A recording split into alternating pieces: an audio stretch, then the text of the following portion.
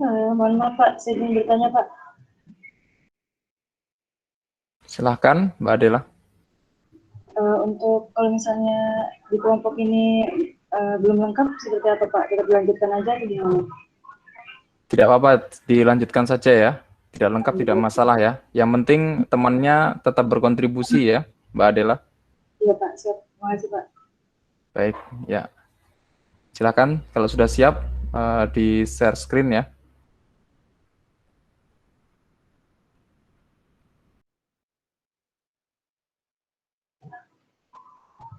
Saya izin share screen Pak. Silakan Mbak Adela.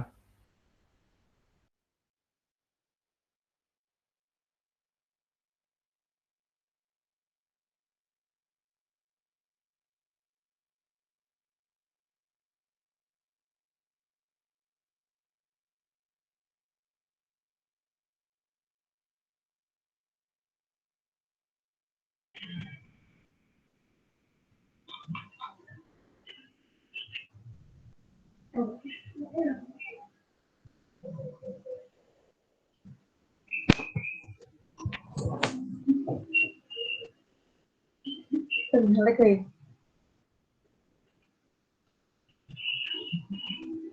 Ya, saya mulai ya Pak. Bismillahirrahmanirrahim. Assalamualaikum warahmatullahi wabarakatuh. Selamat siang kepada Pak Haris dan semua teman-teman di kelas rangkaian elektronika. Jadi kami dari kelompok 3 akan membahas tentang transistor dan rangkaian ekivalen AC, yaitu mengenai transistor penguat common emitter. Jadi outline di sini yaitu yang pertama definisi, yang kedua gambar rangkaian, yang ketiga pengamatan, yang terakhir kesimpulan. Di sini saya bersama rekan-rekan saya, Kak Nur Ardianto dari Elektro 2018, Ahmad Torik dari Elektro 2019, Alam Cadigalan dari Elektro 2019, Alvito Ega dari Elektro 2019, dan Dwi dari Elektro 2019. Mungkin saya lanjutkan dengan saya.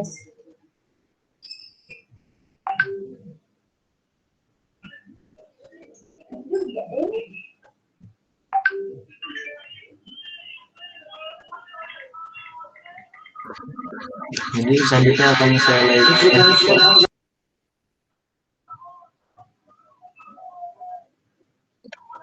Saya Alam Cadigalan 04/19/1008. Jadi analisa AC atau sering disebut sinyal AC pada penguat adalah analisa penguat sinyal AC dengan memblok sinyal DC, yaitu dengan memberikan kapasitor kopling pada sinyal input dan sinyal output. Semua kapasitor yang dirangkai kopling dan bypass dapat dianggap hubung singkat, dan semua sumber tegangan DC dapat dianggap seolah-olah terhubung dengan ground.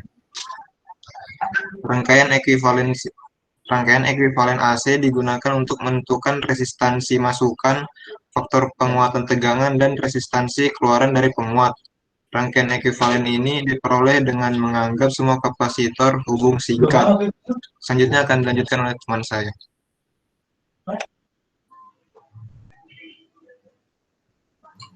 Oke, saya lanjutkan. Bismillahirrahmanirrahim. Rangkaian penguat common emitter. Penguat common emitter adalah transistor bipolar 3 tahap tunggal base dan digunakan sebagai penguat tegangan. Input dari penguat ini diambil dari terminal base. Output dikumpulkan dari terminal kolektor, dan terminal emitter adalah common untuk kedua terminal. Ada berbagai jenis komponen elektronik dalam penguat common emitter. Yang resistor S1 digunakan untuk bias maju. Resistor R2 digunakan untuk pengembangan bias. Resistor RL digunakan pada output yang disebut sebagai resistansi beban. Resistor RE digunakan untuk stabilitas panas.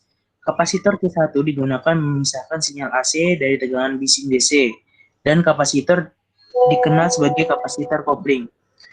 Gambar tersebut menunjukkan bahwa bias Vs gain karakteristik transistor penguat common emitter.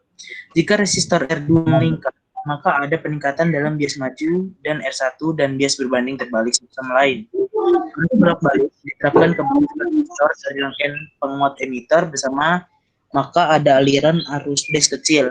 Oleh karena itu, ada sejumlah besar arus yang mengalir melalui kolektor dengan bantuan resistansi RC. Tegangan di dekat resistansi RC akan berubah karena nilainya sangat tinggi dan nilainya dari 4 hingga 10.000 ohm. Oleh karena itu, ada sejumlah besar arus yang ada di rangkaian kolektor yang diperkuat dari sinyal lemah. Oleh karena itu, transistor common emitter bekerja sebagai rangkaian penguat. Berikut gambar rangkaiannya. Yang di sini menggunakan 5 resistor. Lalu di sini juga ada kapasitor sebagai penyimpan tegangan listrik sementara. Lalu ada 3 voltmeter untuk mengukur besar nilai tegangan, dan di sini ada switch on dan off sebagai input rangkaian. Dan di sini menggunakan sumber tegangan DC.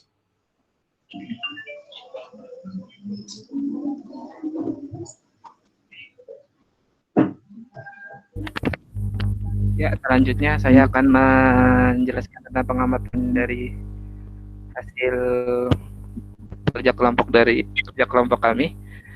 Yang pertama, bias tegangan dari penguat CE dapat berubah-ubah tergantung pada beberapa faktor, yaitu arus tegangan yang bergerak, variasi temperatur, pengganti transistor karena nilai RE dan betanya berubah. Arus gain dari penguat common emitter didefinisikan sebagai rasio perubahan arus kolektor terhadap perubahan arus base.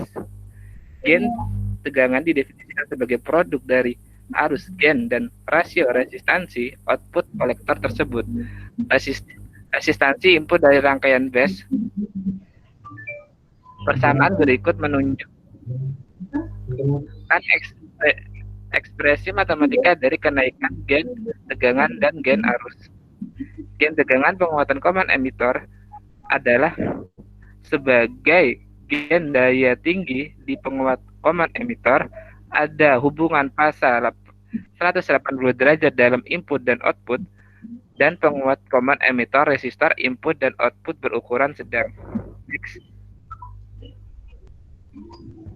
Kesimpulan dari hasil pengamatan kami dapat disimpulkan bahwa rangkaian ekuivalen AC digunakan untuk menentukan resistansi masukan, faktor penguat, tegangan, dan resistansi keluaran dari penguat. Rangkaian ekuivalen ini diperoleh dengan menganggap semua kapasitor dalam hubungan singkat. Rangkaian ekuivalen ini diperoleh dengan mencapai semua kapasitor terbuka sehingga dapat dihilangkan. Rangkaian penguat common emitter terdiri dari basing pembagi tegangan yang digunakan untuk memasukkan tegangan bias sesuai kebutuhan. Basing pembagi tegangan memiliki pembagian potensial dengan 2 resistor yang berhubungan sedemikian rupa sehingga titik tengah digunakan untuk memasukkan tegangan bias base. Next.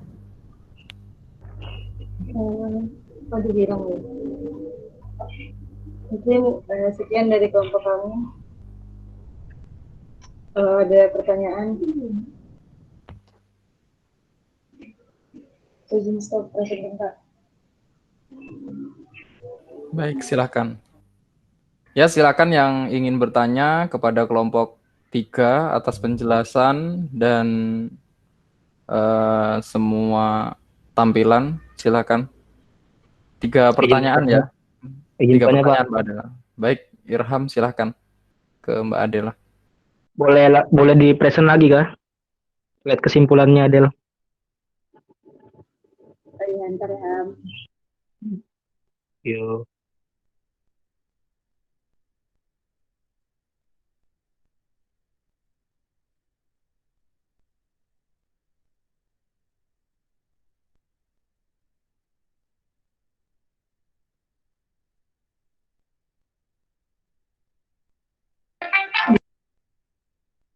Sudah kelihatan kan? Sudah.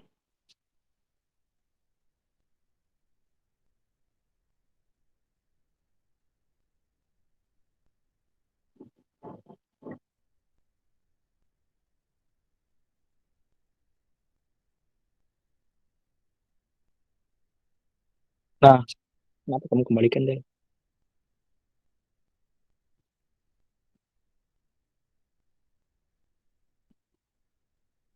Nah, ini kan di sini kan dituliskan rangkaian ekuivalen ini diperoleh dengan menganggap semua kapasitor terbuka sehingga dapat dihitung. Terus kalau di sini kan di sini dianggap kapasitornya terbuka. Kenapa pas kapasitor terbuka bisa dihitung, kalau tertutup apakah juga bisa dihitung atau tidak rangkaiannya? Terima kasih.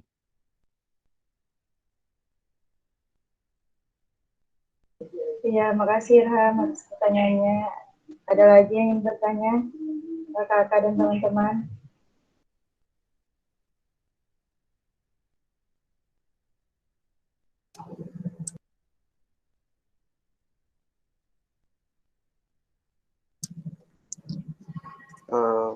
Mungkin dari saya. Oh iya, silakan Hatami. Perkenalkan, nama saya Muhammad Hatami, ini 04191042. Rangkaian tadi ini kan kayak tadi saya dengar-dengar lihat tadi bisa digunakan untuk penguat sinyal ya, juga digunakan untuk penguat sinyal rangkaian AC. Apakah apa perbedaannya penguat sinyal rangkaian AC ekuvalen dengan rangkaian DC ekuvalen, dan mungkin dari common emitter atau sama-sama common emitternya gitu gimana perbedaannya? Terima kasih. Mohon maaf, Hatami, tadi perbedaan penguat sinyal apa tadi? AC dan DC. AC dan DC ya. Terima kasih Hatami. Mungkin ada lagi yang ingin bertanya? Ya, Selamat 04161072, izin bertanya. Ya, silakan Kak. Jadi tadi kan ada disebutkan resistor RL, resistor RE, dan beta. Bisa nggak itu disebutkan pengertiannya dan fungsinya? Jadi pertanyaannya pengertian dan fungsi dari resistor RL, resistor RE, dan beta. Itu aja. Ya, terima kasih Kak Selamat. Bisa ditunggu ya jawabannya.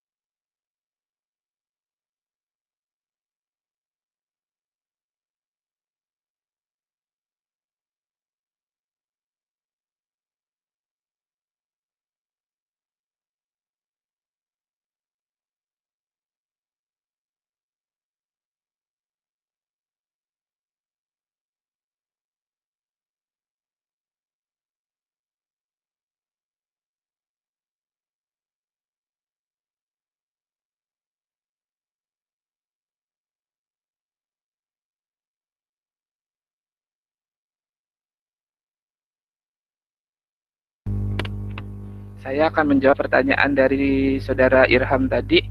Tadi pertanyaannya itu kenapa kondisi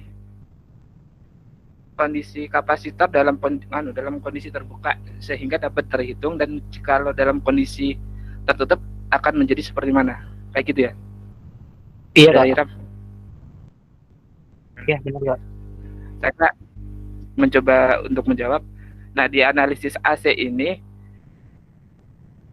kita itu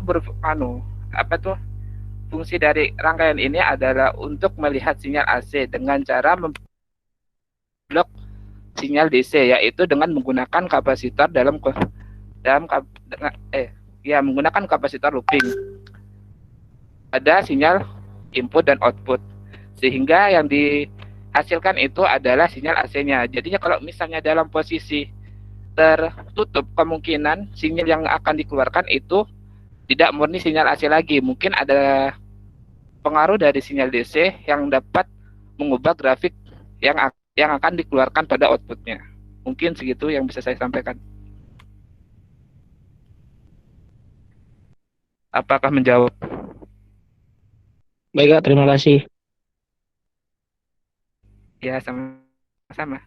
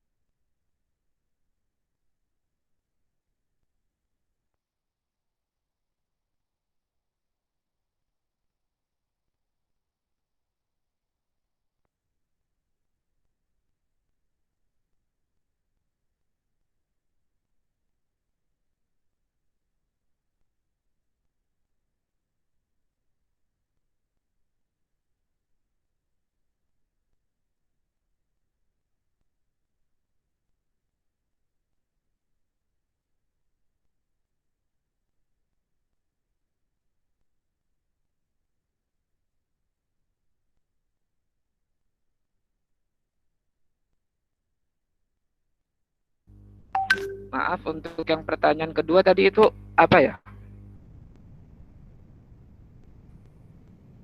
Ya Kak, pertanyaan saya itu mengenai perbedaan rangkaian penguat sinyal di AC dan di DC, rangkaian ekivalen AC dan DC-nya.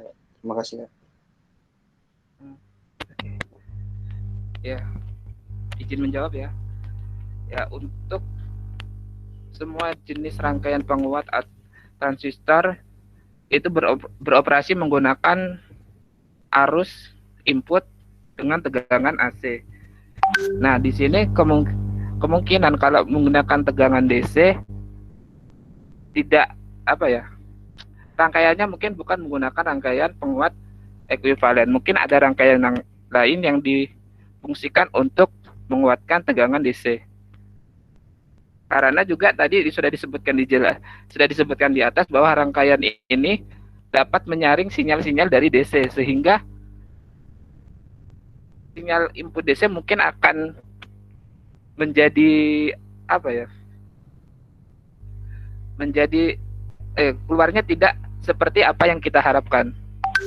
Mungkin segitu yang bisa saya sampaikan. Mungkin teman-teman ada yang mau ditambahkan?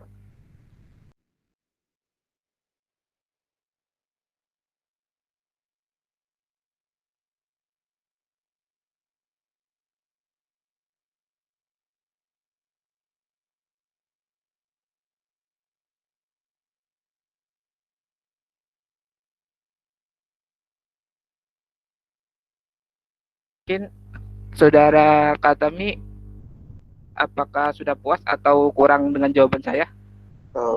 Siap Kak. Sepertinya sudah puas sih Kak. Siap.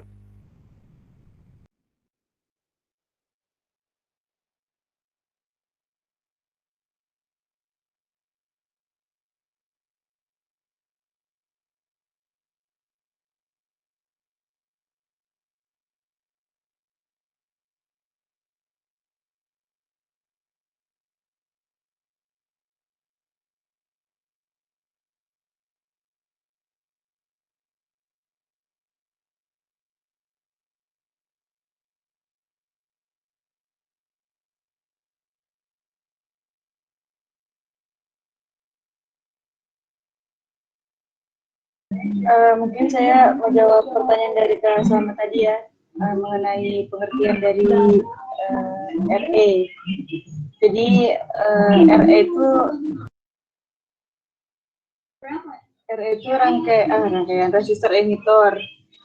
Jadi saat penambahan resistor emitor ini, berarti terminal emitor transistor tidak lagi di-ground-kan.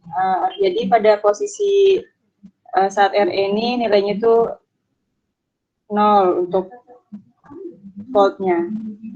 Mungkin bisa dilanjutkan dengan teman-teman saya.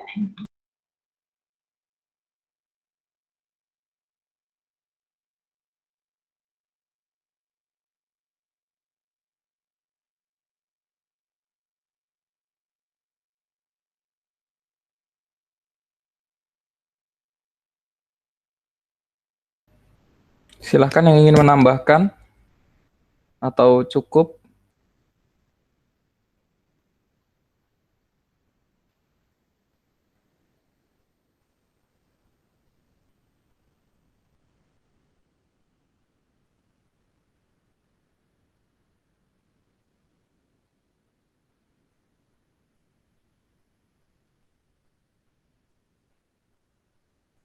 Ada yang menambahkan?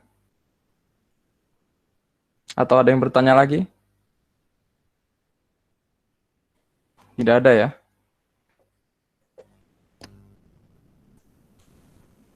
Maaf Pak. Ya, silakan Mas Slamet.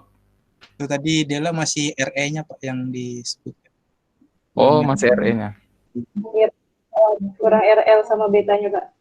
Sebentar ya Pak. Silakan. Sembari menunggu ya. Jadi terdengar suara saya? Terdengar Pak. Sembari menunggu Mbak Adela dan teman-temannya menjawab, saya coba menjelaskan sekilas ya. Jadi analisa AC pada transistor itu sering disebut dengan analisa sinyal kecil pada penguat ya. Jadi analisa penguat AC dengan memblok sinyal DC, yaitu dengan memberikan kopling pada sinyal input maupun output. Pada analisa AC untuk frekuensi itu middle band atau pass band. Nanti ada kuliah lagi yang menjelaskan masalah pass band ya. Jadi kapasitor kopling dan bypass dipasang kapasitor itu fungsinya untuk memblokade tegangan DC ya. Jadi tegangan DC itu fungsinya kapasitor untuk memblokade tegangan DC itu dianggap seolah-olah semua tegangan yang akan dihasilkan atau yang menghasilkan tegangan DC akan digroundingkan ya, atau akan dienolkan ya, begitu. Jadi mau rangkaian itu dikopling atau mau di bypass itu dianggap hubung singkat ya teman-teman. Jadi kapasitornya dianggap hubung singkat ya. Itu untuk menghindari adanya campur tangan dari sinyal DC begitu. Jadi penghubungan singkat kalau yang di depan itu namanya bypass ya teman-teman. Kalau rangkaian kapasitornya berdekatan dengan ground itu namanya rangkaian kopling.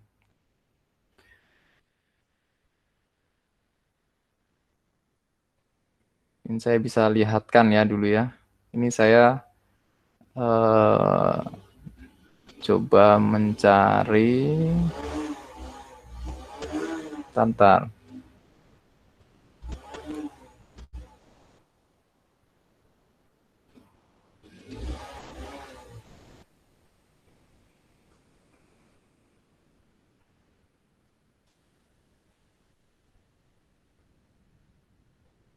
Bisa terlihat ya ini ya? Bisa terlihat kan? Bisa, Pak. Nah, jadi teman-teman sekalian, ini yang dinamakan rangkaian bypass ya. Bypass itu AC, sinyal AC. Jadi sinyal AC sebenarnya itu tidak murni sinyal AC, teman-teman ya. Dia masih menghasilkan sinyal DC ya. Jadi kenapa demikian? Karena beberapa sumber itu masih dibangkitkan menggunakan sinyal DC begitu. Jadi sumber AC itu sebenarnya masih menghasilkan sinyal DC.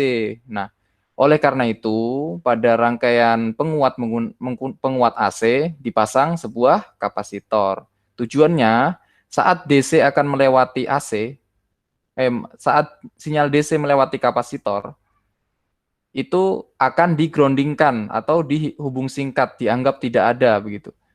Jadi kalau ada sinyal AC yang masuk ke sini, sinyal DC masuk ke sini, teman-teman, maka dia akan diblok, tidak akan bisa melewati ya, kecuali sinyal AC yang masuk melewati R. Nah, dalam perhitungan itu ini harus dihubungkan singkat ya. Kalau dalam pengertian, maka sinyal DC ini dibendung di sini ya. Jadi ini ada bendungan begitu. Jadi sinyal DC dibendung. Nah, karena dibendung dan kapasitor ini terhubung dengan rangkaian yang lain, maka dianggap short circuit ya, berhubung singkat begitu. Nah, jadi teman-teman harus ingat bahwa kalau kapasitor di depan setelah sumber AC itu namanya bypass ya. Kalau rangkaian kapasitor diletakkan berdekatan dengan ground itu dinamakan dengan rangkaian kopling. Jadi antara kapasitor di depan dan belakang tujuannya sama, memblokade sinyal DC. Dalam perhitungan nanti ini kapasitornya itu dianggap hubung singkat ya, teman-teman. Hubung singkat untuk kita bisa menghitung nilai dari penguatnya ya. Jadi kalau untuk menghitung penguatnya, teman-teman sekalian harus mengabaikan sinyal DC begitu. Bisa dipahami ya sampai sini ya? Atau ada ditanyakan dulu teman-teman? Atau masih ada yang mengganjal? Jadi begitu ya. Jadi kapasitor yang dirangkai kopling atau bypass dianggap hubung singkat dan semua semua sumber DC dapat dianggap seolah-olah terhubung dengan ground gitu. Tapi itu hanya sebatas perhitungan, teman-teman ya. Meskipun kita tidak bisa memungkiri sinyal DC tetap terlewat meskipun sedikit begitu. Mungkin begitu secara singkatnya ya. Oke, bisa dilanjut, Mbak Adela. Bagaimana? Siap menjawab? Saya Pak. Ya, silakan. Jadi sebelumnya tadi udah dijelaskan tentang RE, bahwa RE itu resistor emitor, dan di sini ada RL. Seperti yang kita tahu, dalam penguat common emitter terdapat R1, R2, RL, dan RE. RE tadi sudah dijelaskan bahwa RE itulah resistor emitor, dan RL di sini itu digunakan pada output yang disebut sebagai resistor beban. Jadi RL di sini itulah resistor beban. Mungkin itu dari saya. Sudah terjawab, Mas Slamet? Sudah, Pak. Baik, jadi perlu diingat teman-teman ya, kalau RE ya, kalau kita membahas masalah transistor, RE berarti R yang di emitter begitu. Kalau RL mau di rangkaian listrik atau rangkaian elektronika, RL adalah R beban ya. Jadi teman-teman jangan tertukar masalah RL, RE begitu ya. Jadi kalau di rangkaian listrik tanpa adanya transistor, RE dianggap R biasa ya, bukan R emitter, tapi R simbol aja ya. Tapi kalau untuk RL mau di rangkaian listrik ataupun rangkaian elektronika itu adalah rangkaian beban begitu. Oke, sudah terjawab semua ya pertanyaannya ya. Alhamdulillah sudah Pak. Sudah. Baik, silakan ditutup Mbak Adela.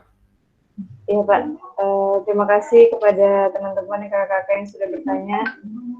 Mohon maaf jika ada salah-salah kata. Saya tutup. Assalamualaikum warahmatullahi wabarakatuh. Waalaikumsalam warahmatullahi wabarakatuh. Beri tepuk tangan untuk kelompok 3.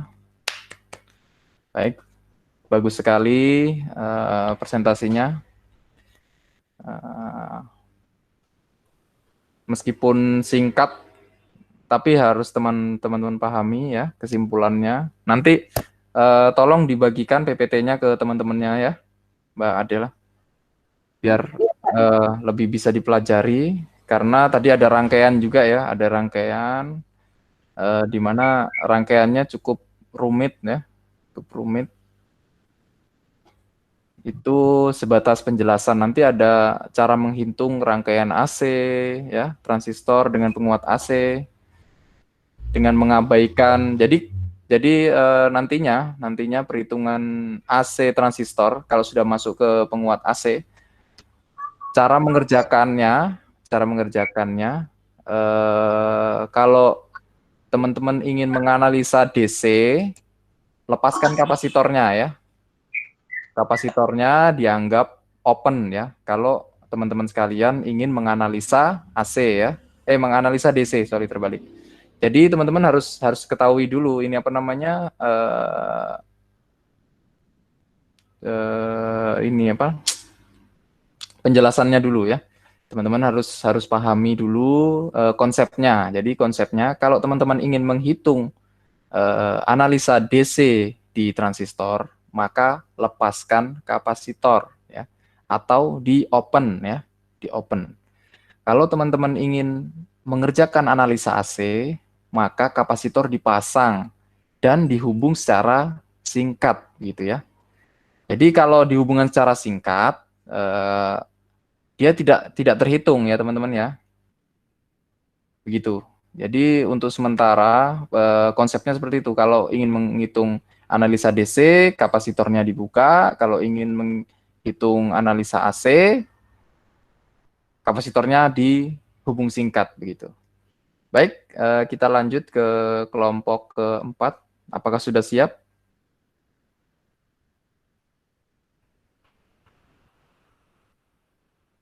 Kelompok 4, kelompok terakhir. Kelompok terakhir ya ini ya? Baik, silakan Mbak Farida ya. Baik, Silakan Mbak Farida, kalau ingin menjelaskan volumenya diperbesar ya. Terima kasih.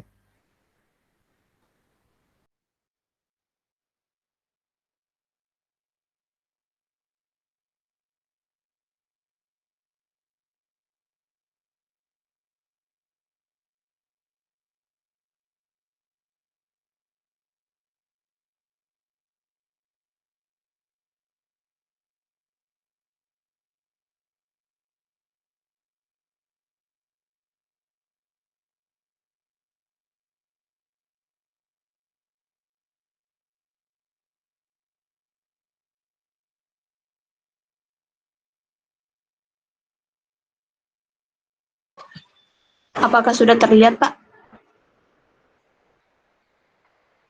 Terlihat, silakan. Oke, mungkin dari teman-teman bisa dimulai.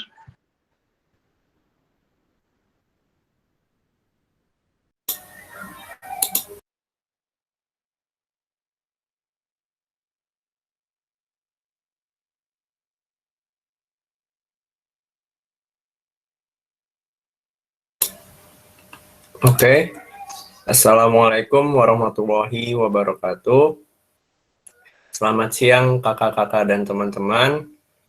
Kami dari kelompok 4 ingin mempresentasikan hasil kerja kami terkait rangkaian penguat sinyal PNP. Next. Nah, di kelompok 4 kami mempunyai anggota. Yang pertama ada Farul Rozi, yang kedua ada Fajar Hidayat, yang ketiga ada Farida, yang keempat ada Fazri Rahmadi, yang kelima ada saya sendiri, Ferdian Ilham Maulana, yang keenam ada Ganang Bimantara. Oke, untuk selanjutnya akan dijelaskan oleh teman saya. Dipersilahkan. Baik. Bismillahirrahmanirrahim. Assalamualaikum warahmatullahi wabarakatuh. Dan selamat siang. Saya akan melanjutkan memasuki materi, yakni definisi transistor bipolar. Transistor bipolar sendiri adalah transistor yang struktur dan prinsip kerjanya memerlukan perpindahan muatan pembawanya, yakni elektron di kutub negatif untuk mengisi kekurangan elektron atau hole di kutub positif. Kemudian bipolar sendiri berasal dari kata bi yang artinya ialah dua dan kata polar yang artinya ialah kutub. Transistor bipolar sendiri juga sering disebut dengan singkatan BJT atau bipolar junction transistor. Bipolar junction transistor ini yakni jenis transistor yang menggunakan elektron dan lubang elektron sebagai pembawa muatan. Sebaliknya, transistor unipolar seperti transistor efek Medan hanya menggunakan satu jenis pembawa muatan. Transistor bipolar memungkinkan arus kecil yang disuntikkan di salah satu terminalnya untuk mengontrol arus yang jauh lebih besar yang mengalir di antara dua terminal lain, yang dimana membuat perangkat mampu menjadi amplification atau penguat ataupun switch. Oke. Next.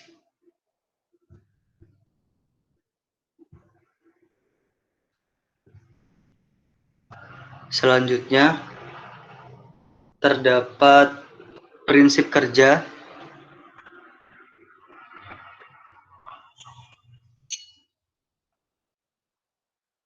Oke, baik. Selanjutnya terdapat prinsip kerja transistor PNP ialah arus yang mengalir dari emitor menuju kolektor. Dibandingkan dengan NPN sendiri, pada PNP ini terjadi hal sebaliknya, yakni ketika arus mengalir pada kaki basis, maka transistor tidak bekerja. Arus akan mengalir apabila kaki basis diberi sambungan ke ground. Hal ini akan menginduksi arus pada kaki emitor ke kolektor. Jika basis dihubungkan diberi tegangan, maka arus basis harus lebih kecil dari arus yang mengalir dari emitor ke kolektor. Penggunaan transistor jenis ini mulai jarang digunakan. dibanding dengan NPN, transistor jenis PNP mulai sulit ditemukan di pasaran pada saat ini. Transistor jenis PNP ialah transistor negatif di mana akan dapat bekerja mengalirkan arus listrik jika basis dialiri arus negatif dan mempunyai lapisan semikonduktor sebagai berikut.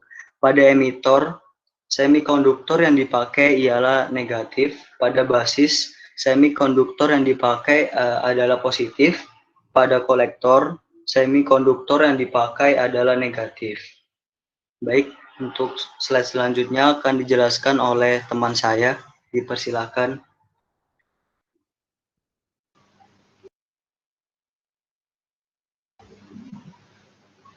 Baik, Assalamualaikum warahmatullahi wabarakatuh. Sebelumnya perkenalkan saya Farul Rozi dengan NIM 041922. Ya, jadi ini adalah gambar rangkaian penguat sinyal PNP yang telah kami buat ya. Di sini nilai R18 dan 19 ya itu akan menentukan besarnya arus basis yang akan menggerakkan transistor pada kondisi aktif. Dan pada kapasitor, nilai kapasitor pada rangkaian penguat daya tidak mempengaruhi titik kerja transistor karena mempunyai nilai reaktansi kapasitif yang sangat kecil. Bisa di next.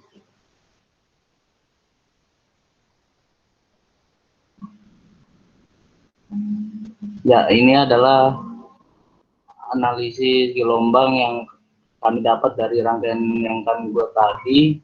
Yang di atas adalah analisis dari tegangan, kemudian yang bawah adalah arus. Jadi itu ada nilai tegangan input dan output, kemudian yang di bawahnya ini adalah tegangan arus input dan outputnya. Kemudian akan dilanjutkan oleh Farida ya. Terima kasih.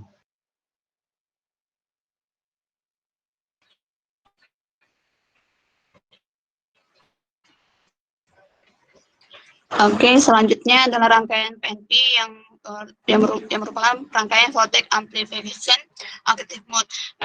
Ini merupakan jenis rangkaiannya ada tegangan input, lalu telah mendapatkan hasil analisis emitor mencapai 0,7 volt, di mana jika dilewati arus AC secara langsung, maka sinyal AC akan terpotong pada bagian negatifnya yang menyebabkan sinyal AC hanya setengah gelombang positif saja seperti ini ya. Di mana ini merupakan hanya sampai setengah aja untuk sinyalnya. Oke, bisa lanjutkan kepada teman saya.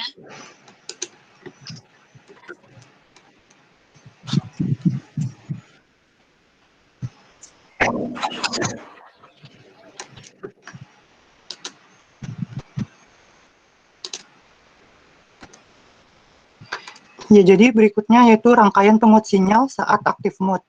Jadi di sini ini merupakan rangkaian penguat sinyal yang sebelumnya ya, cuma kita modif pada bagian transistornya, kita ubah untuk menjadi aktif mode. Bisa di next.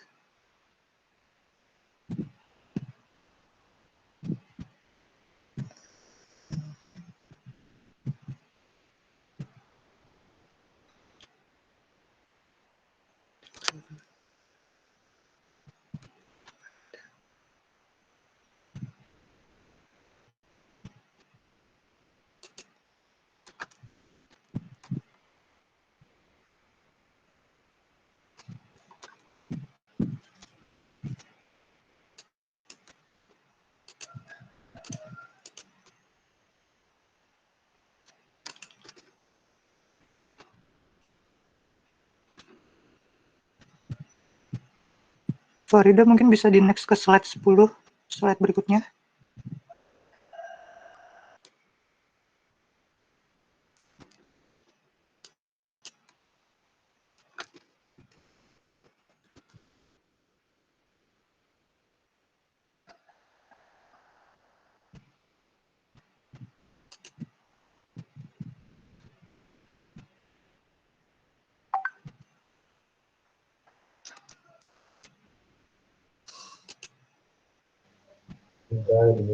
Maaf sebelumnya teman-teman, sepertinya tidak ada kendala.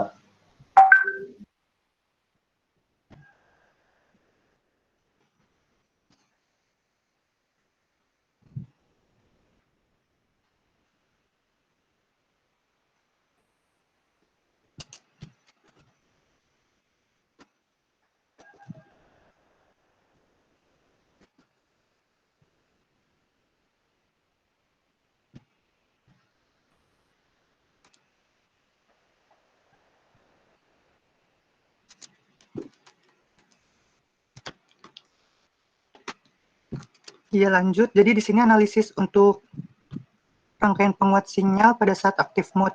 Jadi di sini agar sinyal AC dapat dilewatkan transistor, maka sinyal AC perlu ditumpangkan pada sinyal DC, di mana memerlukan komponen yang berfungsi sebagai switch, yaitu kapasitor. Besarnya tegangan DC pada terminal base disesuaikan dengan seberapa besar sinyal AC mengayun sehingga setengah gelombang negatif tidak terpotong.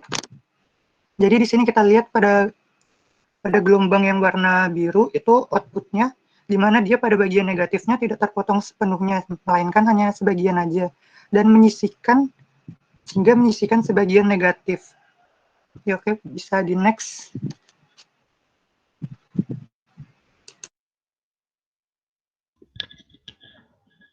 Baik, selanjutnya kesimpulan. Pada rangkaian penguat sinyal dalam keadaan aktif mode, maka rangkaian tersebut perlu ditambahkan kapasitor sebagai switch yang mana nantinya sinyal AC akan ditindih pada sinyal DC, sehingga besar sinyal AC pada gelombang negatif tidak terpotong sepenuhnya. Berbeda dengan rangkaian voltage amplification active mode, yang mana dalam rangkaian ini bias menggunakan sinyal DC berfungsi untuk menaikkan sinyal AC ke level DC. Karena transistor hanya bisa bekerja jika terminal base emitter mencapai 0,7 volt, di mana jika dilewati arus AC secara langsung, maka sinyal AC akan terpotong pada bagian negatifnya, yang menyebabkan sinyal AC hanya setengah gelombang, yaitu positif saja.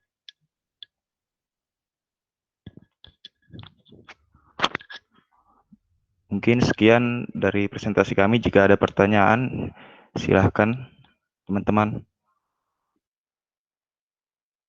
Izin bertanya. Dipersilakan, Daus. Nama saya Muhammad Firdaus, NIM 04191040. Jadi yang ingin saya tanyakan adalah pada slide kaki transistor hanya menjelaskan semikonduktor yang digunakan saja pada setiap kakinya. Bisa dijelaskankah di rangkaian kalian itu fungsi kaki transistor pada rangkaian? Terima kasih.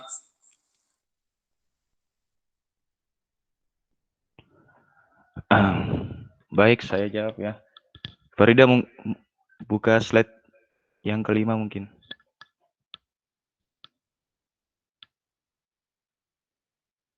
Ya, di rangkaian slide 5 ini basis pada kaki emitor itu mengatur gerakan elektron dari emitor yang keluar pada kaki kolektor. Sedangkan kaki emitor ini menimbulkan elektron-elektron, dan pada kaki kolektor ini menyalurkan elektron-elektron tersebut keluar dari transistor. Mungkin seperti itu. Daus, apakah terjawab? Terima kasih Fajar, sudah cukup.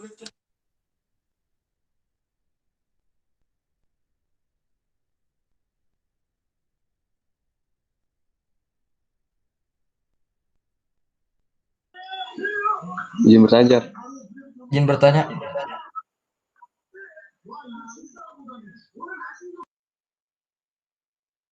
Baik. Mungkin Nelson duluan tadi. Oke, makasih Rizky. Izin bertanya ya. Tadi kan di slide pertama kalau nggak salah pengertian transistor ada bahas tentang transistor unipolar. Nah, bisa jelaskan lebih rinci lagi Kak, transistor unipolar itu gimana? Terus contohnya apa aja? Terima kasih.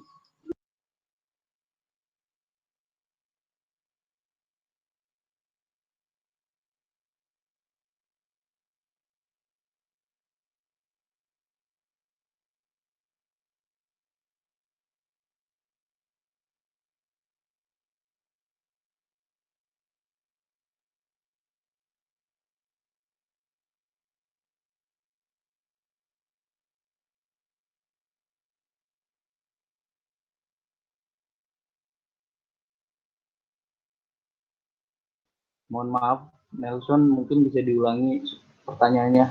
Soalnya kurang jelas, maaf sebelumnya.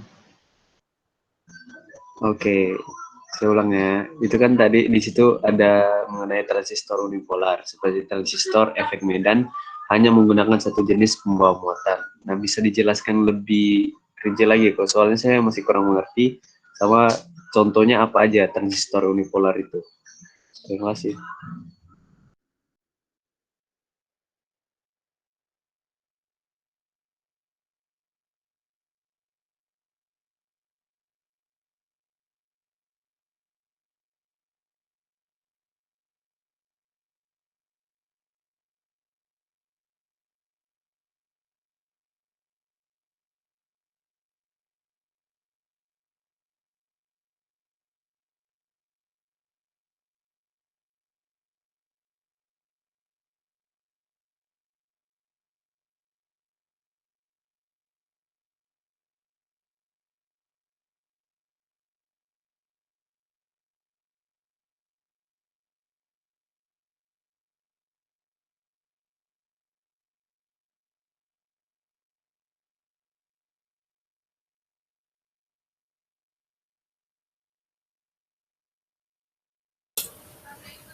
Baik, sambil menunggu jawabannya, apakah dibuka lagi satu pertanyaan lagi?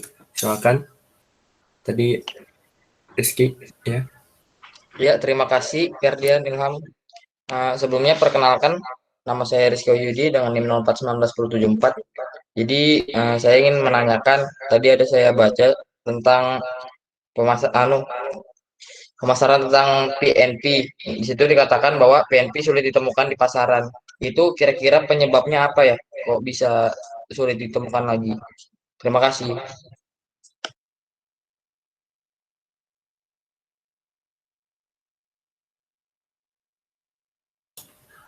Baik, terima kasih Rizky. Pertanyaannya bagus sekali. Sebentar kami diskusikan terlebih dahulu.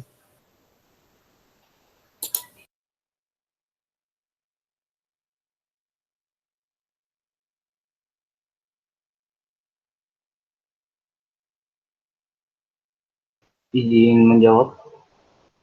Saya ingin menjawab pertanyaan dari Nelson Rombe.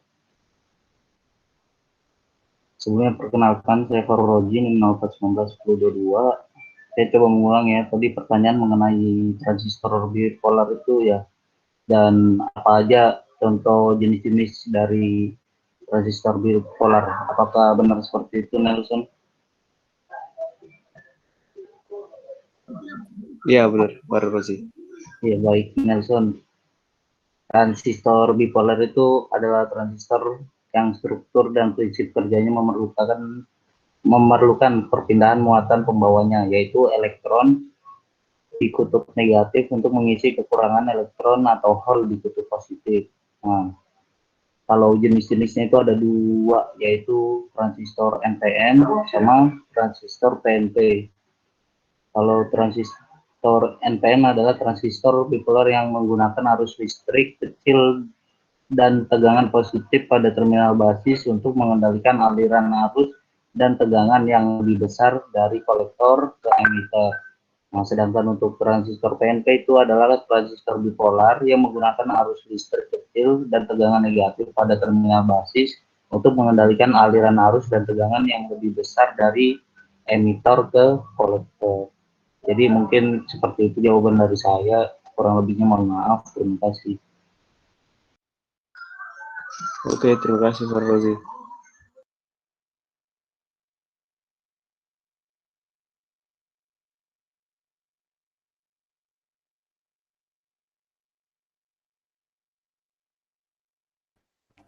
Sebelum menjawab pertanyaan ketiga, mungkin saya menanggapi Nelson Rombe ya. Tadi yang ditanyakan Nelson Rombe itu unipolar kalau nggak salah, bukan bipolar. Benar Nelson? Oh iya Pak, benar Pak. Ya, jadi yang ditanyakan Nelson tadi itu unipolar, bukan bipolar. Kenapa kok ada transistor bipolar, ada unipolar gitu kan? Jadi kita harus tahu dulu ya, Nelson, singkatan dari bipolar. Bi berarti 2, polar berarti kutub ya. Berarti kalau bipolar, dia harus memiliki 2 kutub ya, antara hold dan apa kalau bipolar? Kalau tidak salah elektron, Pak. Nah, kalau bipolar berarti harus ada hold dan elektron gitu. Kalau unipolar, uni berarti berapa? Berapa Nelson? Uni?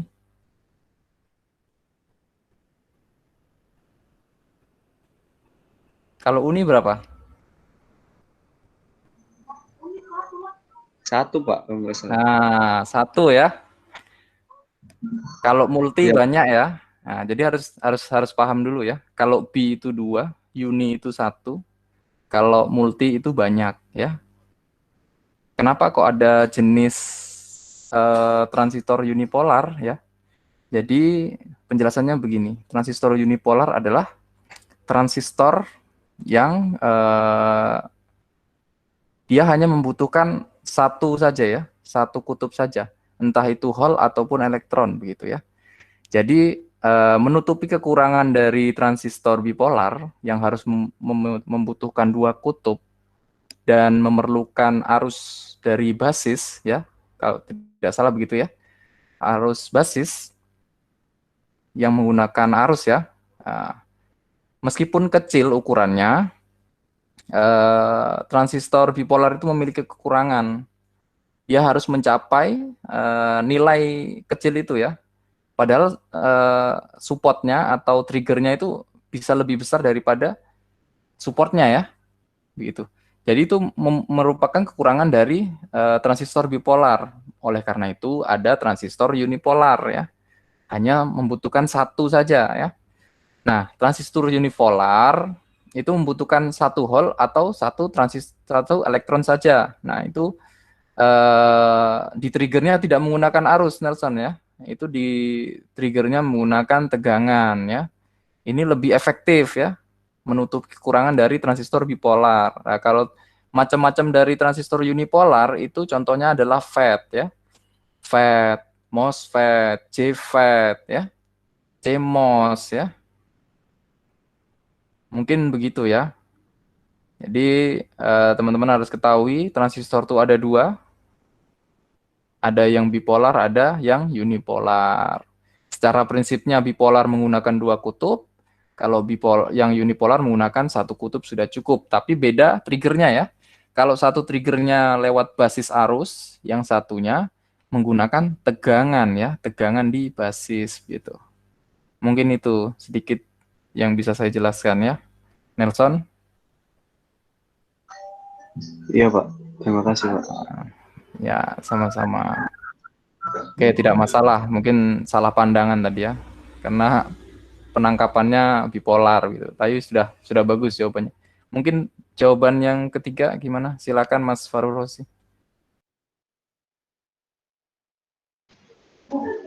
Baik, Pak. Untuk pertanyaan dari Rizky Wahyudi masih kami diskusikan, Pak.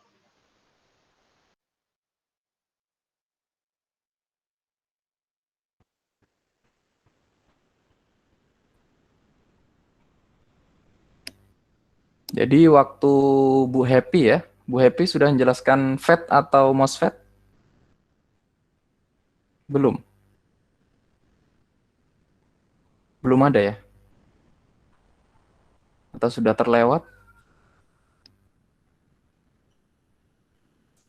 Ada yang membantu saya? Apakah FET dan MOSFET sudah dijelaskan oleh Bu Happy?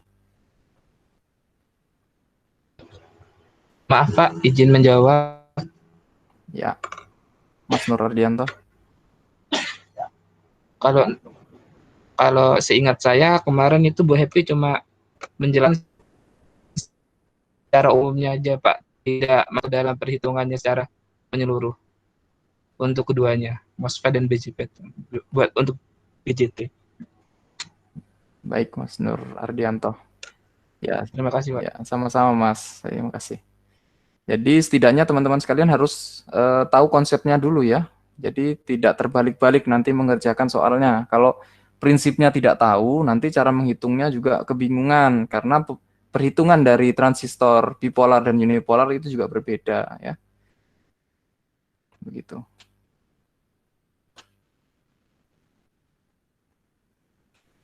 Tapi sudah tahu ya FET itu apa ya?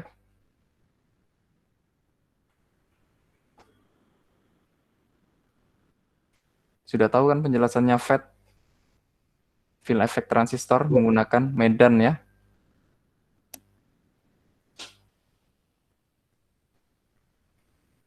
Baik, sudah siap untuk menjawab?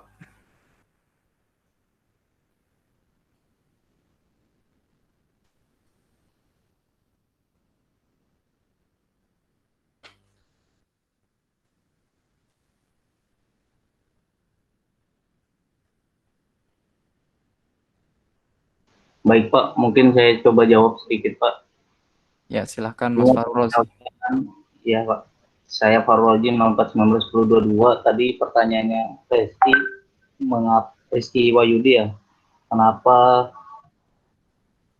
jenis PNP mulai sulit ditemukan di pasaran sesuai pada slide yang kami sajikan. Nah, itu juga sebenarnya kami kurang tahu sih kenapa PNP ini jarang di pasaran gitu mas sekarang. Dari hasil diskusi juga masih belum tahu juga gitu kenapa. Maaf sebelumnya jika kelompok kami masih belum bisa jawab untuk pertanyaan yang itu. Terima kasih sebelumnya.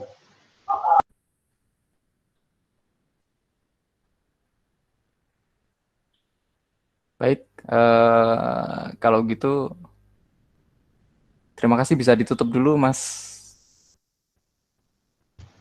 Baik Pak. Mungkin itu saja teman-teman ya. Tadi juga sudah ada 3 pertanyaan.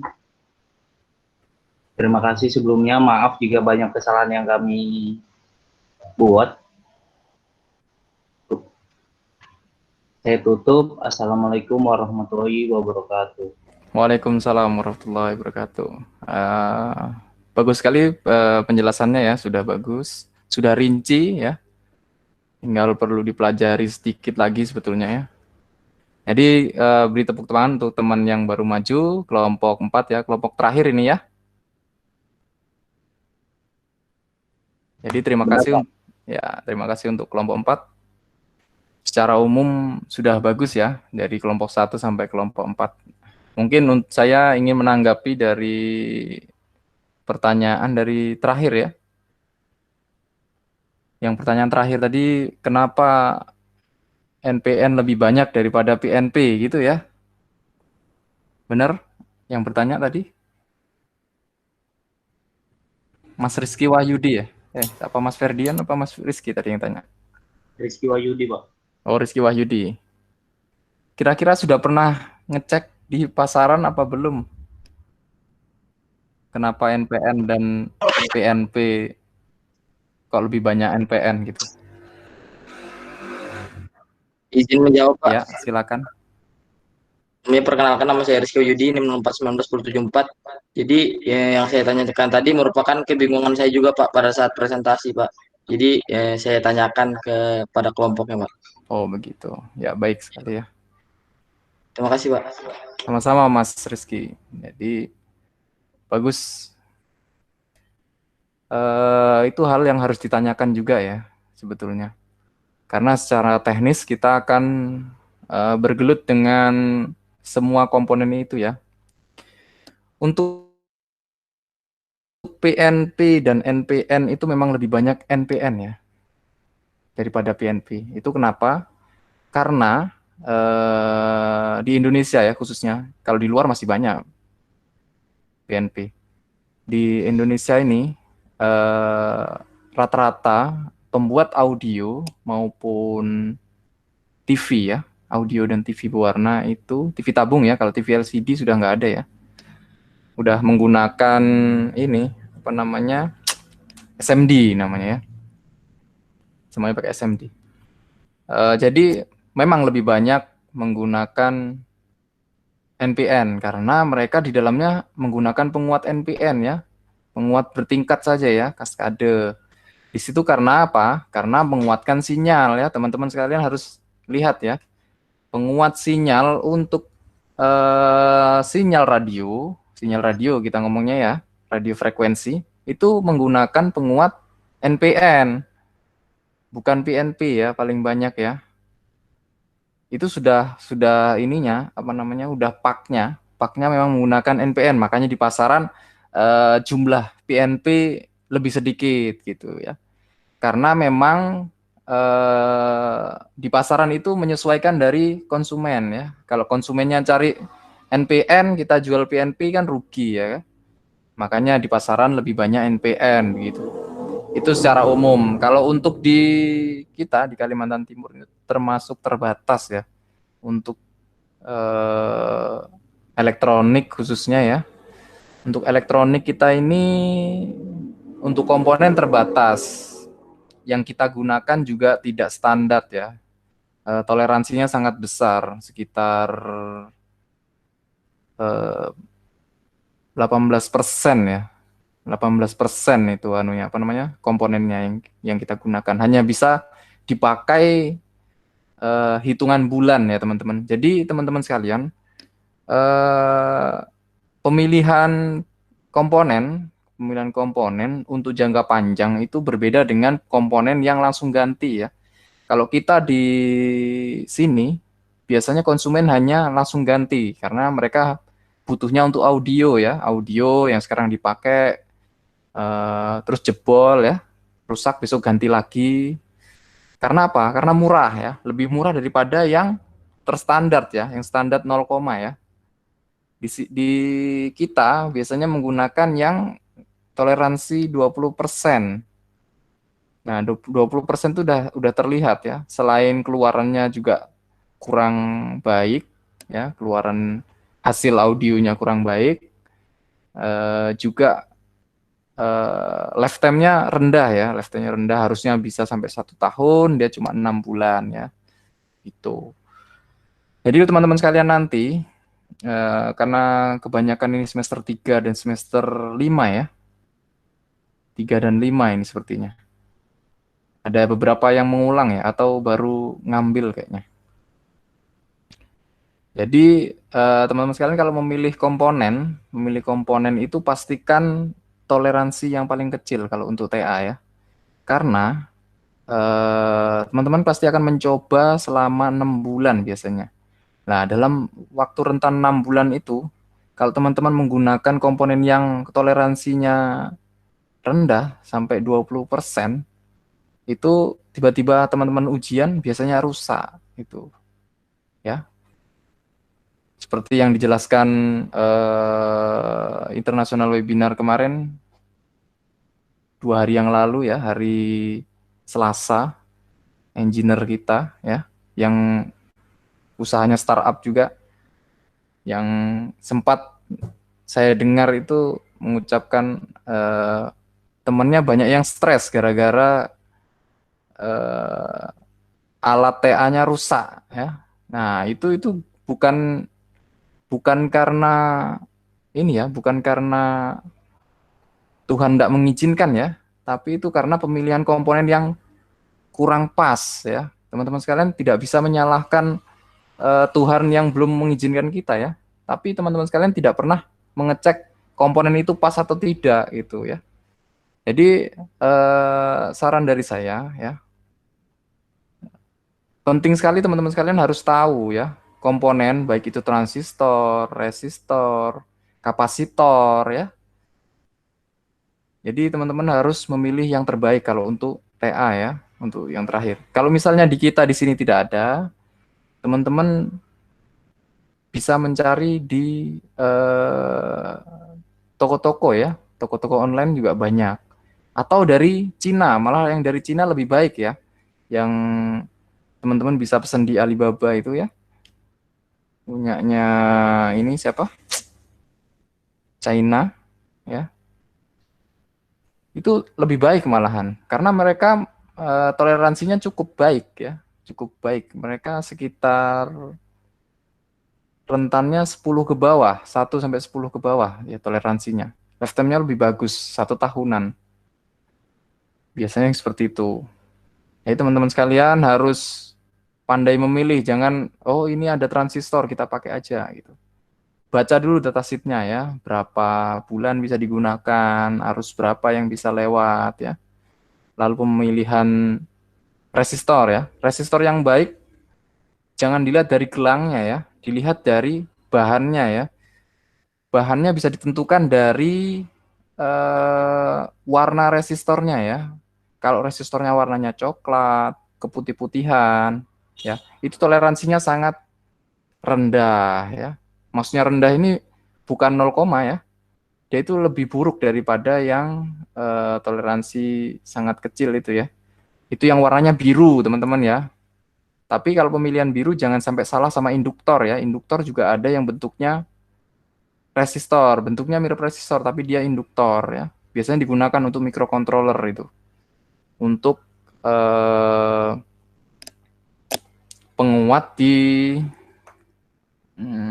bagian osilator ya. Jadi induktor bukan hanya lilitan ya. Induktor teman-teman sekalian harus tahu, induktor bukan hanya lilitan tapi juga ada yang berupa resistor ya, keramik ya. Itu. Nanti jangan salah ya. Kalau pilih resistor, pilih yang kecil ya. Bukan ukurannya yang kecil ya, tapi toleransinya yang kecil ya. Tuh. Selanjutnya mungkin karena presentasi sudah selesai untuk hari ini ya. Saya ini 2:30 ya, 10 menit lagi. Saya ingin bertanya sama teman-teman masalah transistor. Karena minggu kemarin saya bilang ada ini ya, tes ya. Bener? Bener tidak? Bener, Pak. Ya. Bener ya. Tolong Mas Slamet bisa buka ini apa namanya?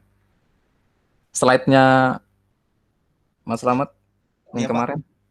Silakan. Saya minta Slide yang tolong kemarin. bukakan slide-nya ya. Oh, yang presentasi itu, Pak? Iya, silakan yang presentasi. Izin present, Pak ya. Ya. Cari dulu.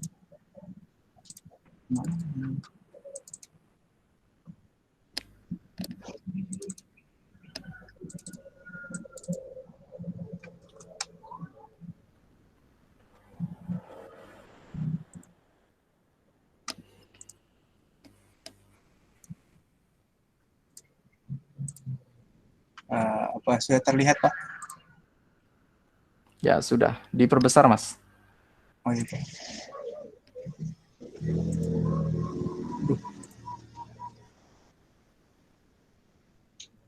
Di bagian mana, Pak? Next. Dahop.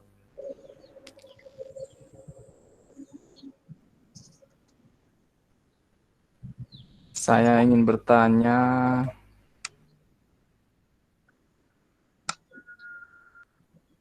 Ahmad Rizal Syahbirin. Pertanyaannya definisi rangkaian bias transistor NPN. Silakan jelaskan, Mas. Apa yang Anda ketahui mengenai rangkaian bias transistor NPN?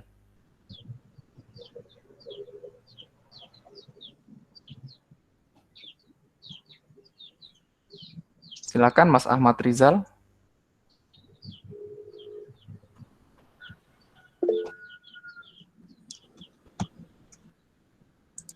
Iya, Pak. Kedengaran nggak, Pak? Ya, kedengarkan. Silakan. Izin memperkenalkan diri. Nama saya Ahmad Rizal Syabirin. NIM 04181004. Definisi rangkaian bias transistor NPN adalah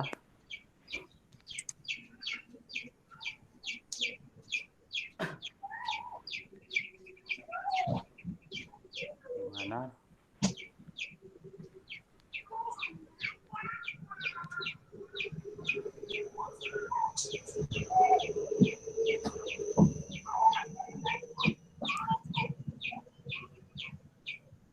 Gimana, Mas Rizal?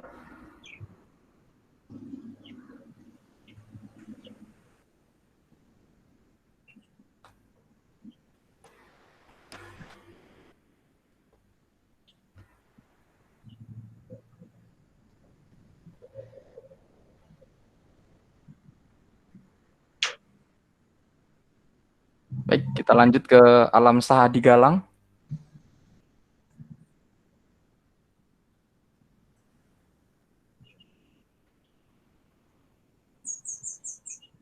Terima kasih Mas Ahmad Rizal. Sekarang Mas Alam Saha Digalang. Definisi rangkaian bias transistor NPN.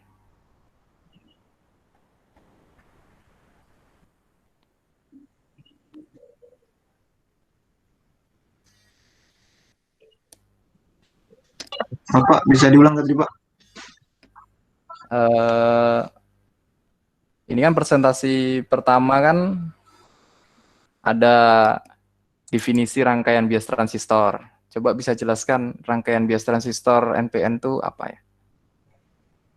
Kenapa kok bisa dikatakan bias transistor NPN gitu?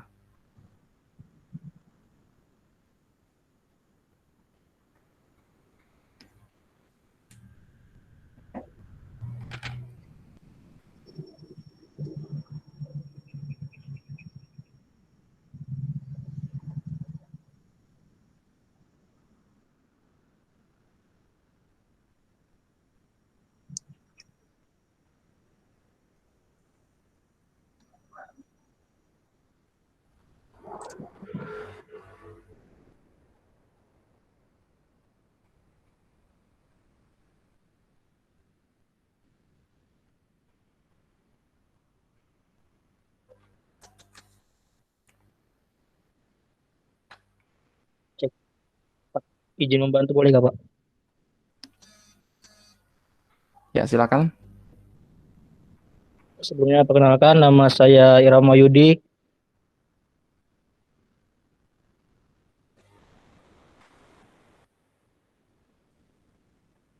Ya, Ilham Wahyudi.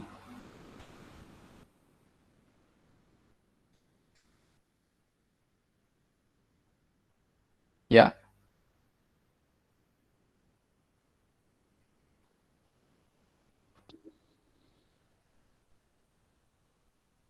Terdengar suara saya? Terdengar Pak, sepertinya gangguan jaringan Irham Wahyudi Pak. Dengar. Baik, Mas Irham Wahyudi.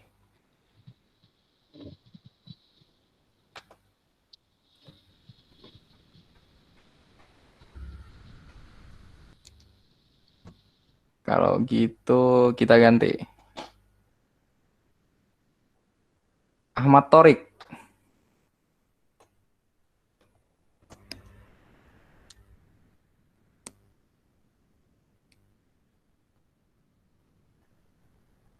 Ada orangnya Ahmad Thorik?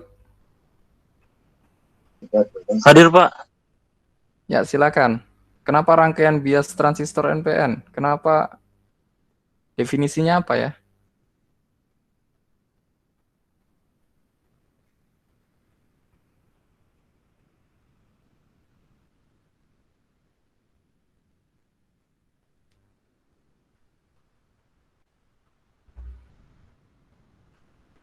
Pertanyaannya adalah rangkaian definisi dari rangkaian bias transistor NPN ya. Menurut Anda apa ya? Ya Pak, izin menjawab. Itu tuh dia adalah rangkaian bias. Ini rangkaian bias transistor kan Pak? Iya, transistor NPN. Iya, kalau rangkaian bias transistor NPN ini, dia itu adalah rangkaian penguat yang dapat melipat gandakan sinyal AC yang kecil. Ini dikarenakan rangkaiannya itu mendapatkan tegangan DC dari luar, Pak. Baik, terima kasih Mas Ahmad Thorik. Mas Slamet, tolong buka definisi rangkaian bias transistor NPN.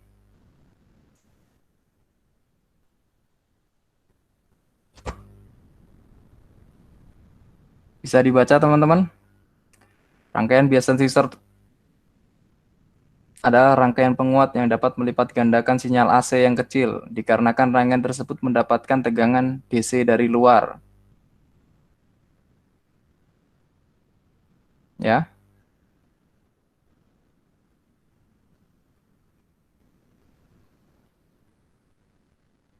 Apakah sudah benar Ahmad? Jawaban Mas Ahmad Thorik, Mas Slamet? Iya Pak, sesuai dengan slide sih Pak. Baik, terima kasih Mas Ahmad Thorik. Untuk teman-teman yang lain ya, saya cukup kecewa ya.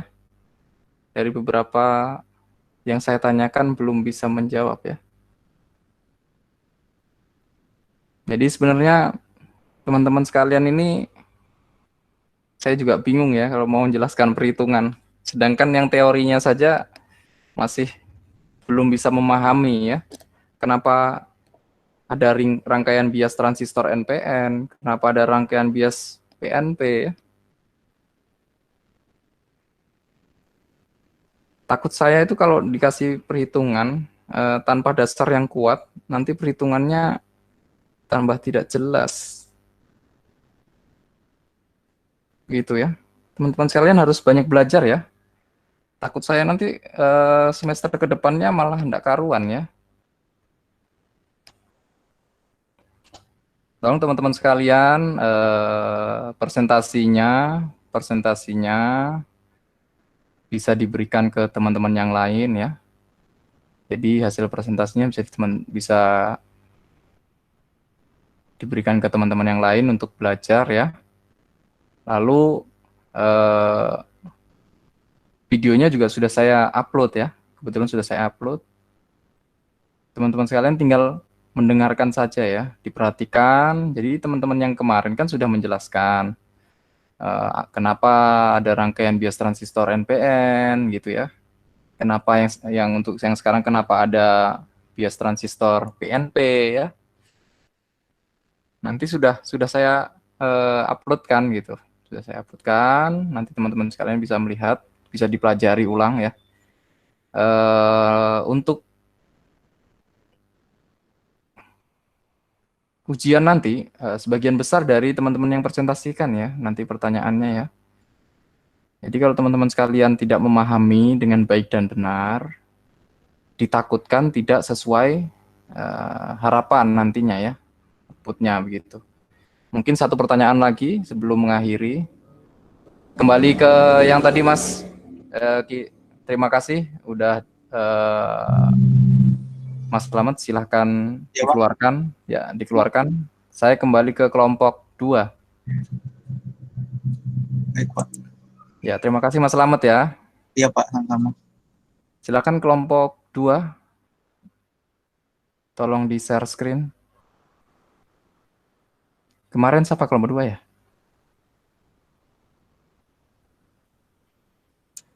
Kelompoknya Arya, Pak. Arya, ya silakan. Arya Golong Sutejo. Baik Pak, bentar Pak. Ya, silakan ya.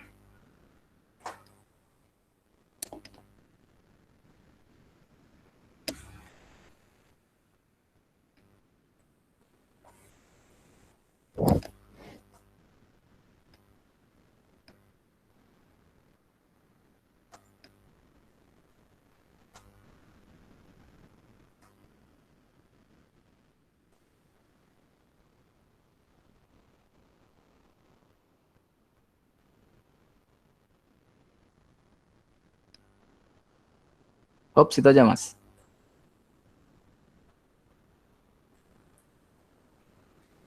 Silakan diperbesar.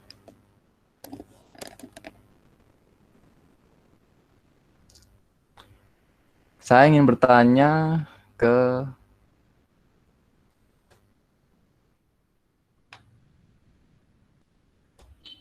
Julita Sari. Mbak Julita, hadir? Hadir, Pak. Ya, yang ingin saya tanya. Ya, baik, Pak. Jadi definisi transistor itu adalah rangkaian komponen elektronika aktif di mana aktif semikonduktor yang terbuat dari silikon, germanium atau helium. Fungsi dari transistor itu sendiri sebagai penguat, pemutus, stabilitas tegangan, dan modulasi sinyal. Seperti itu, Pak. Baik. Pertanyaannya, Menurut Anda, apa yang dimaksud dengan kombinasi mode saturasi aktif? Mbak Julita.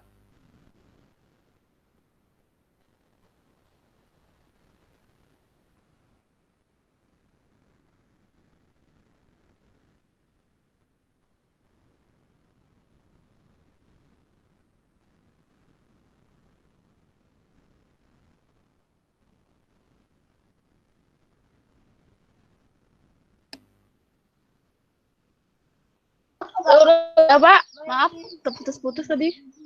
Bisa diulang, Baik. Pak, soalnya. Pertanyaannya, apa yang Anda ketahui mengenai kombinasi mode saturasi aktif? Maaf ya Pak kalau misalkan salah. Jadi itu jadi saat arus memasuki transistor PNP saturasi mode akan ada arus keluar transistor dari kaki emitter sama dengan kaki kolektor dan tidak ada arus ke kaki base Pak atau basis. Seperti itu Pak. Maaf kalau salah Pak. Baik, terima kasih Mbak Julita Sari. Coba dibuka Mas Arya Golong.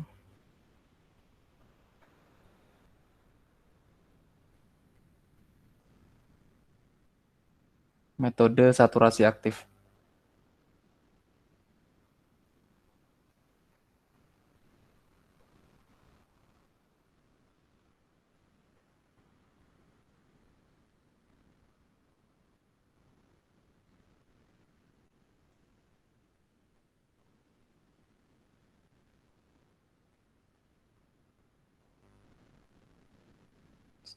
Siap, ini metode saturasi aktif ya.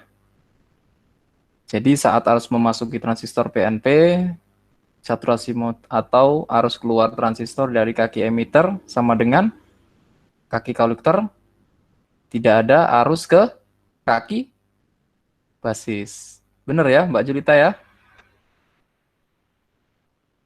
Jawabannya sudah benar apa enggak tadi? Sama sih, Pak. Sama ya? Pendengaran saya benar. Nah, baik. Jadi benar ya, harus dipahami ya, mode saturasinya dipahami, kenapa dikatakan mode saturasi aktif ya.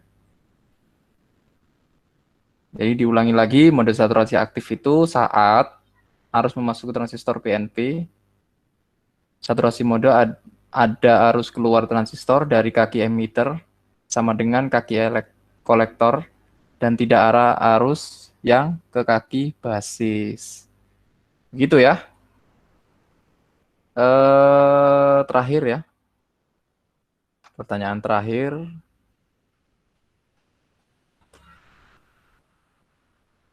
Mas Nelson. Hadir? Nelson Rombi? Hadir, Pak. Ya, pertanyaannya, apa yang membedakan kenapa kok ada apa? Kan kalau ada grafik itu ada cut off, ada saturasi, bisa dijelaskan? Saturasi fungsinya untuk apa? Cut off fungsinya untuk apa? Daerah aktif itu fungsinya untuk apa? Silakan, Mas Nelson.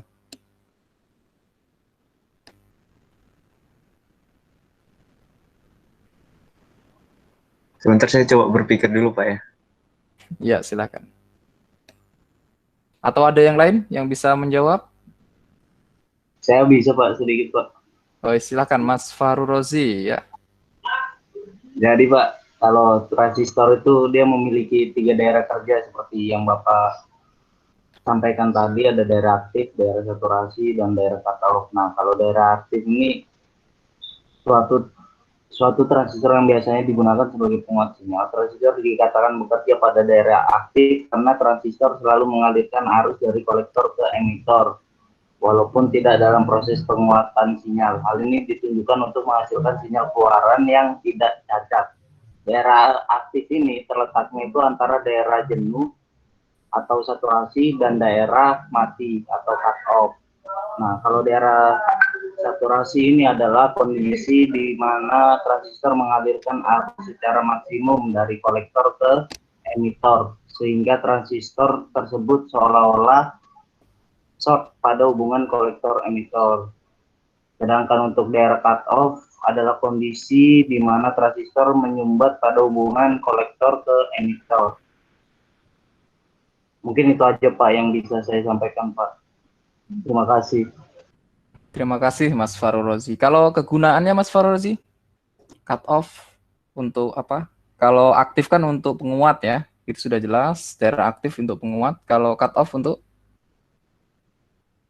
fungsinya, aplikasinya, untuk apa ya? Mbak. Kenapa? Kalau daerah cut off untuk memotong Pak. Untuk memotong. Kalau daerah saturasi? Dia bisa dikatakan menghantarkan maksimum, gimana ya? Jadi kalau difungsikan untuk saklar saat saturasi atau cut off? Kalau saklar saat saturasi Pak. Baik ya. Terima kasih Mas Fahru Rozi. Ya. Baik Pak. Jadi sudah jelas sekali ya. Jadi kita harus pahami bahwa ada 3 daerah, daerah saturasi, cut off, dan aktif ya. Jadi kalau teman-teman sekarang sudah masuk ke daerah aktif ya, karena mempelajari masalah penguat, sampai penguat DC, penguat AC ya. Jadi itu yang teman-teman akan hitung nanti itu di daerah penguat aktif. Nah, penguat aktif itu kan ada tingkatnya ya, berdasarkan berapa saturasinya, berapa step tengahnya ya, step tengahnya. Jadi saat nilainya 0,1 berapa tegangan aktifnya gitu ya, atau berapa arus aktifnya ya, berapa penguatnya begitu ya. Oke, jam sudah 2.46. Minggu depan kita lanjut ke perhitungan ya. Perhitungan untuk transistor analisa DC dulu ya, analisa DC, lalu kita lanjutkan ke analisa AC ya, yang menggunakan kapasitor, atau langsung ke analisa AC ya. Teman-teman sekalian, kalau analisa DC-nya sudah bisa ya? Bagaimana? Sudah bisa? Perhitungan analisa DC? Ada yang bisa bantu? Bantu menjawab saja sih, bisa atau tidak. Kalau sudah bisa kita lanjut ke analisa AC, kalau nggak bisa kita balik ke analisa DC gitu.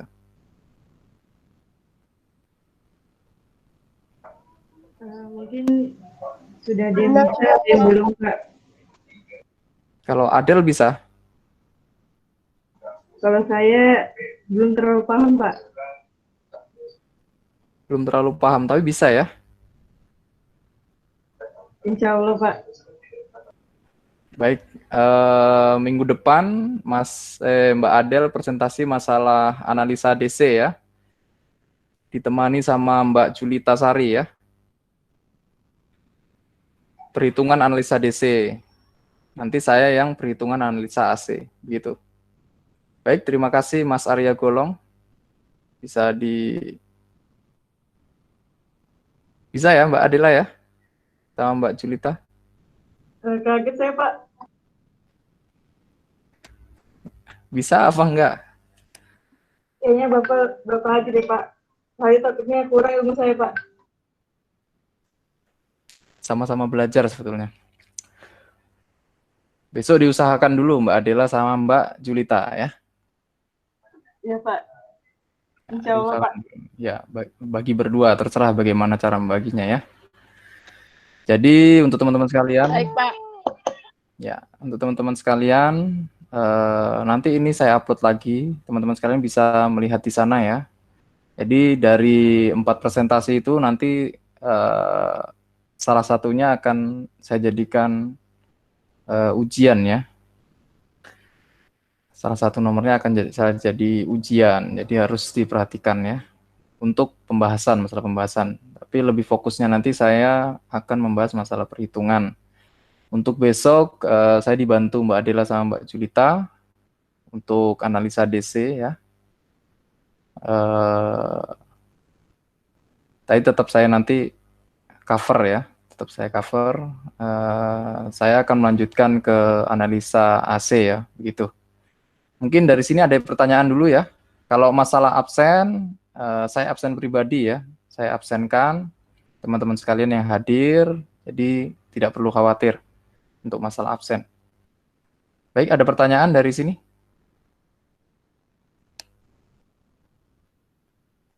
Silakan teman-teman. Mas Nelson, ada pertanyaan?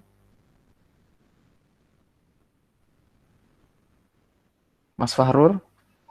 Dari saya cukup, Pak. Mas Fahrur Untuk cukup. Ya, silakan Mas Farrozi. tadi untuk absen itu berarti kita sudah tidak menggunakan LMS, Pak ya. Jadi setiap mahasiswa yang mengikuti perkuliahan Bapak sudah absen gitu. Selama ini kan LMS yang dari saya kan nggak bisa absen ya? Iya, Pak. Nggak bisa kan? Tadi saya coba bisa terbuka Pak, submit attendance-nya. Oh, bisa. Tadi bisa, Pak. Tadi bisa, Pak. Tadi bisa ya. Jadi kalau bisa teman-teman masih bisa absen sana, silahkan absen. Kalau tidak sempat mengabsen di sana, nanti saya sudah perhatikan, saya sudah lihat, lalu sudah saya absen ya, teman-teman sekalian yang sudah hadir ya. Jumlahnya ada 42 untuk hari ini, baik itu yang keluar maupun yang masuk ya, atau jaringan terputus. Begitu. Baik, Pak. Terus satu lagi, tadi Bapak ada singgung soal kalau tesnya bakal diambil dari presentasi. Itu tes untuk apa ya, Pak? Maksudnya saat UAS nanti atau gimana, Pak? Saat UAS ya Mas Farrozi. Jadi rata-rata UAS nanti soalnya perhitungan, Pak ya. Satu aja yang dari presentasi. Ya, rata-rata perhitungan satu aja dari presentasi. Baik, Pak. Cukup jelas, Pak. Terima kasih, Pak. Baik, Mas Farrozi. Karena yang kemarin kan mid semester sudah secara umum untuk teori ya, maksudnya secara umum untuk pembahasan masalah definisi, begitu benar kan, Mas Farrozi? Benar, Pak. Ya, jadi saya akan melanjutkan saja untuk perhitungan. Jadi untuk selanjutnya soal-soal akan berupa hitungan, gitu ya. Jadi maupun saya akan sering melakukan free test ya untuk teman-teman sekalian. Jadi harus banyak belajar ya masalah rangkaian elektronika ya. Karena rangkaian elektronika ini basic ya. Jadi saya tidak menginginkan teman-teman sekalian tidak bisa atau tidak mengerti masalah rangkaian elektronika gitu. Baik itu perhitungan maupun penjelasan, saya akan lakukan free test. Baik itu sebelum kita mulai pelajaran maupun sesudah pelajaran selesai. Begitu ya. Mungkin jika tidak ada pertanyaan, kita akhiri. Ya, Mbak Adela, silakan. Adela 19-19-10-2. Pak, ini memang untuk presentasinya sampai transistor aja, Pak? Soalnya masih ada kelompok yang belum presentasi, Pak. Oh, masih ada belum? Masih berapa kelompok? Ada 1, 2, 3, 4, 5, 6, 7, 8, 9 kelompok, Pak. Oh, masih ada 9 kelompok. Nah, maksudnya masih ada sisa 5 kelompok lagi, Pak. Tapi sudah siap ya, 5 kelompok terakhir? Aduh, saya nggak tahu, Pak. Mungkin kakak dan teman-teman. Baik, kalau begitu, Mbak Adela sama Mbak siapa? Julita. Cancel ya. Kita lakukan presentasi dulu aja, kita habiskan karena saya harus mengambil nilai presentasi juga ya. Saya kira hanya 4 saja ya. Kalau masih ada 5 yang lain harus presentasi ya. Berarti minggu depan kita, ini sudah minggu keberapa ya? 12. Iya Pak, minggu ke-12. Minggu 12, Pak. Minggu 12, berarti besok 3 orang ya, 3 kelompok. Besok 3 kelompok maju, berarti 5, 6, 7 ya. Baik, apakah bisa dimengerti 5, 6, 7 untuk presentasi? Bisa, Pak, bisa. Bisa ya. Baik, mohon maaf kalau saya ada salah ya. Jadi saya kira hanya 4 saja kelompoknya karena pembahasannya cukup banyak gitu. Baik, minggu depan masih ada presentasi 3 kelompok, 5, 6, 7. Tidak usah terlalu banyak penjelasannya, yang penting jelas ya. Tidak usah terlalu banyak, yang penting jelas. Jadi saya akan mengambil nilai presentasi juga ya, selain dari UAS begitu. Biar adil ya dengan yang lain. Saya kira cuma 4. Baik, terima kasih. Ada yang ditanyakan lagi terkait presentasi atau yang lain sebelum saya tutup? Untuk saat ini cukup Pak dari saya. Baik, Mas Slamet cukup ya. Mas Faras juga cukup. Oke. Baik, Pak. Baik, Mas Rizky Wahyudi. Kita akhiri dengan berdoa menurut agama dan keyakinan masing-masing. Berdoa dipersilakan.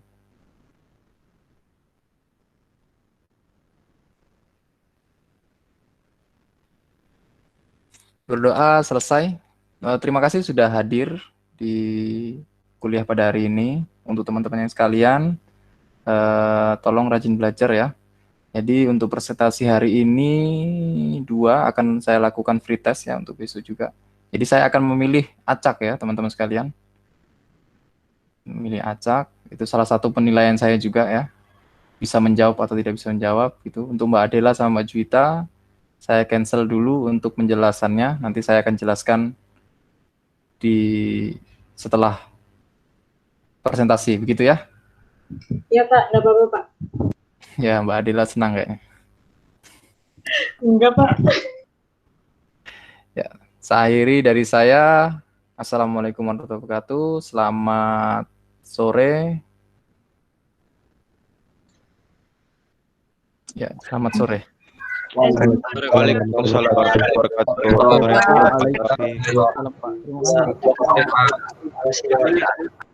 Ya, terima kasih, Pak. Terima kasih, Pak.